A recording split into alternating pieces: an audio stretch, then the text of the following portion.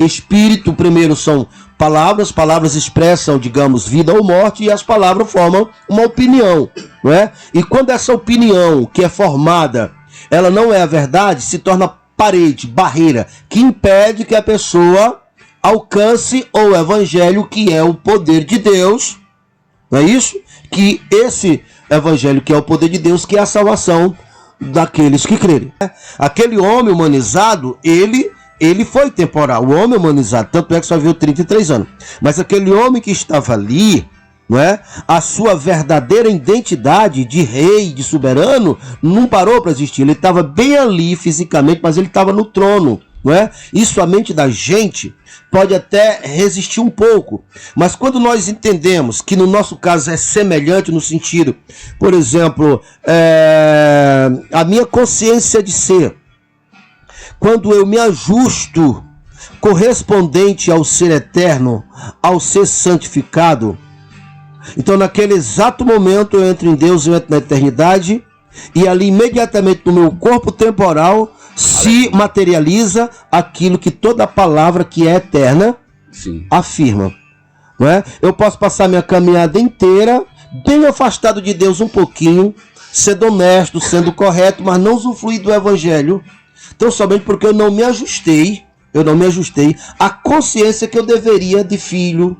etc. Tal. Então esse ser ajustado, ele é eterno, porque se está escrito a respeito de Jesus, inclusive Jesus disse: Pai, glorifica a mim com aquela glória que havia antes da fundação do mundo.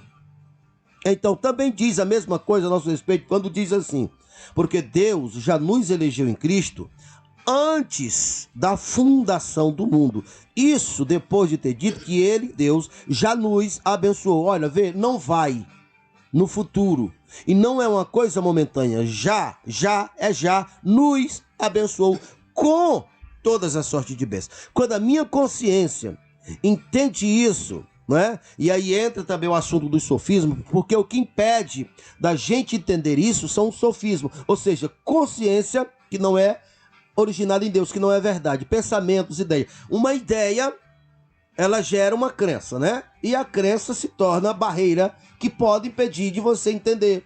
Então, quando eu entendo exatamente que eu em Cristo, eu também estou ao lado do Pai. Eu também sou poderoso, porque Ele é, eu sou porque Ele é.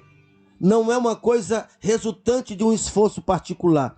Não é resultante de uma santidade particular. Eu preciso me esforçar como ser humano para dar bons testemunhos, para cumprir as disciplinas, digamos assim, porque eu também sou um homem natural, eu também sou um ser social, e eu devo cumprir com todas as regras e leis estabelecidas, etc. Tal. Mas são duas coisas separadas. Mas o que me dá o direito não é os meus atos positivos. Os meus atos positivos, eles são, obviamente, o que se espera de um homem de Deus, porque eu estou andando segundo a legislação do céu. Mas eu posso cumprir no campo natural e desconectar minha consciência, que é o meu ser eterno, que é o que me conecta com Deus. E o meu corpo vai sempre refletir, o meu corpo é minha vida, o Espírito que está em mim. Se eu crio crenças diferentes, se eu crio e acredito no que Deus nunca mandou, no que Deus nunca disse, no que o Evangelho nunca disse, nisso não tem poder de Deus. É um terreno perigoso. Eu serei atrofiado uma vida inteira, mesmo sendo um homem sério, mesmo sendo um homem verdadeiro. Mas quando eu entendo, até porque a força que nós precisamos, o que nos faz diferenciado, é a força do alto. Então, quando a força do alto vem em nós desejamos ardentemente ser santo. Estamos falando do Evangelho, que é o poder de Deus. Então nós, humanamente falando, somos o veículo, né? Somos o veículo que transportamos esse poder. E as últimas palavras do Senhor Jesus foi: ide por todo mundo, pregai o Evangelho a toda criatura, né? E estes sinais hão de seguir.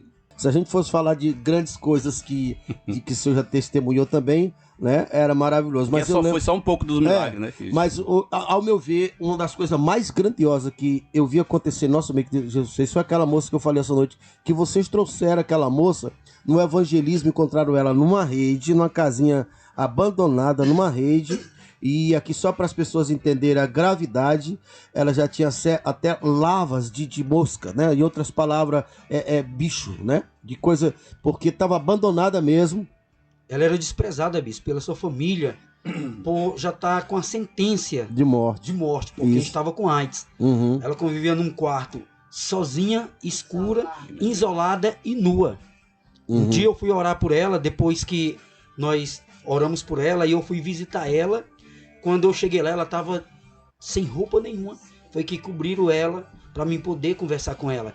Então as pessoas só entravam lá nesse quarto para dar comida para ela, porque os médicos já tinham despachado ela. Uhum. E no dia do Comissão dos Milagres que nós realizamos na frente da igreja, ela estava lá, oramos por ela e ela foi curada. Foi curada. Rapaz, esse áudio, eu tenho esse áudio da oração. Eu não tenho a imagem dela, mas o áudio nós temos. E ali foi um dos milagres mais maravilhosos que eu já vi acontecer, né? Depois dessa oração da qual você está falando aí, eu passei um dia, não lembro, sem ver ela, e de repente tem uma moça que pediu contar testemunho. E eu também, né? Eu digo, que eu sou um pouco assim, atento com pessoas que eu não conheço, né? Não sei lá o que é que vai contar. Às vezes vai contar um testemunho e fica um testemunho, né? Aí eu tô lá e a moça contando testemunho. Eu digo, rapaz, mas que testemunho maravilhoso. Olha que coisa maravilhosa. Quando tava terminando o testemunho, eu digo, é aquela moça. Foi que eu entendi que era aquela moça que nós tínhamos orado. Então, meus irmãos, meus amigos, vale a pena pregar o evangelho. É árduo, não é? É árduo, principalmente em um começo. Mas, como diz toda a Bíblia, não ficará sem receber a sua recompensa. Não é nem ditado, tá na Bíblia, né? Quem semeia com lágrimas, colhe com alegria. E nós vamos colher, porque o céu é justo. Cada semente plantada, o Senhor vai nos dar uma grande colheita. Vamos perseverar em o nome do Senhor Jesus. Chegamos ao final do programa. Olha como eu gostei. Mas eu gostei. Eu gostei mais desse formato aqui. Não foi não, craque da Sinoplastia. E esse bicho doião filmou nós, filmou. Mandou aí para todos os lugares. Opa, então, só lembrando mais uma vez vocês que nos ouviram, nós temos como apoiadores o Filezão, o nosso amigo Filezão, Supermercado Filezão, como também nós temos como apoiadores o restaurante e pizzaria Vitória e a Oba Sorvete no centro da cidade. A Vitória também bem aqui pertinho, aqui na rua, digamos aqui, na rua Tácito de Caldas, né? Próximo aqui do prédio da Esperança FM. E chegamos ao final do programa. E mais uma vez agradecendo a cada um de vocês, viu? Muito obrigado. A gente vai ficar fazendo sempre esse formato, porque a gente tem mais tempo para explanar o evangelho. Então, craque da Sinoplastia, até amanhã para cada um de vocês que esteve conosco. Até amanhã, se o Senhor assim nos permitir. Eu acho que não vai permitir, porque se ele não vai voltar. Se voltar, nós se encontramos do outro lado. Então, fiquem todos com Deus.